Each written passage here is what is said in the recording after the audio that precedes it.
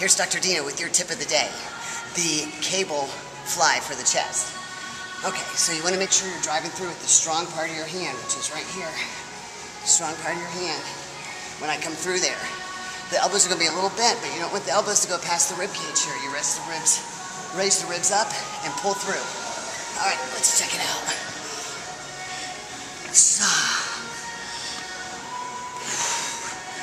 The bench is a little low.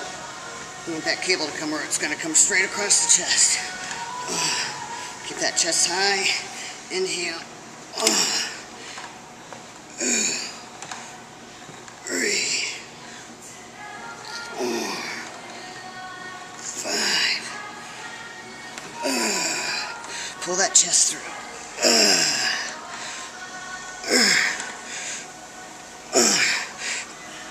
And 10.